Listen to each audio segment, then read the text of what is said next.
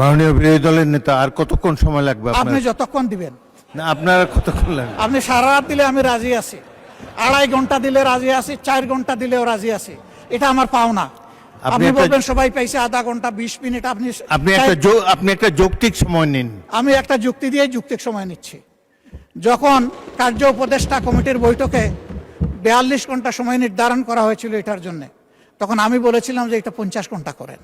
এইটা নিয়ে আমাকে 2বার খুঁটা দিয়েছেন আমার সম্মানিত একজন সংসদ সদস্য এবং তার সূত্র ধরে আরো কয়েকজন। খুঁটাটাই যখন খাইলাম মাননীয় স্পিকার, তখন পুরা সময়টা কি আমার পাওনা নয়? ওটা চান, সেই দিক থেকে আপনি বিবেচনা করেছেন, আপনাকে ধন্যবাদ মাননীয় স্পিকার।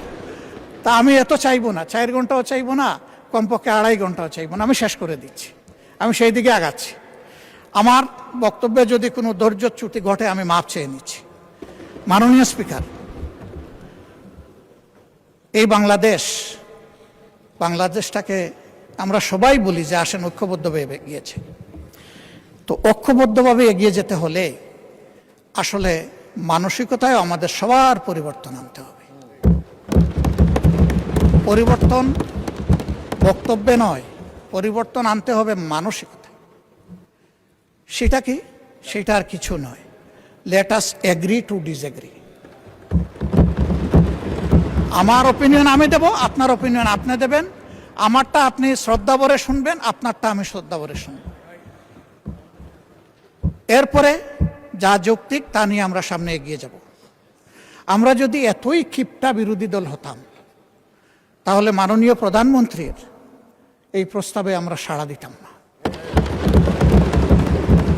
আমরা তো বিরোধী দলকে ভালোবাসি না, আমরা তো এখানে বিরোধী দলকে প্রতিনিধিত্ব করতে আসি নাই।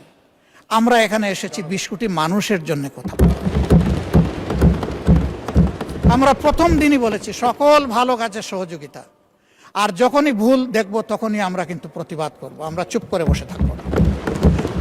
মাঝে মাঝে এখান থেকে আমাদেরকে বলা হয় এইভাবে চলবেন, ওইভাবে চলবেন, না চললে এই হবে। আসলে কি হবে সেটা দেখতে দেখতেই তো বাংলাদেশিরা আজকে এই জায়গায় এসে দাঁড়িয়েছে। এটা মজলুমের মিলন মেলা, আমরা সবাই দেখে দেখে এখানে এসেছি।